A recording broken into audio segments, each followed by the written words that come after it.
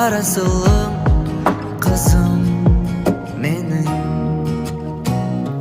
Үйге береке боп келдің, үйге мереке боп ендің. Күнім қызым менің. Болмасын жуайым қайғың, әкең сені уайымдайды. Ақылды болайын,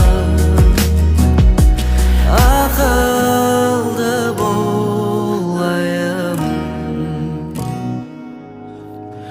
Түн ұйқы төртке бөлдік, сенің тыныш ұйқыңды қалап. Үйретті бізге жанашырлықты бір өзіңе қара.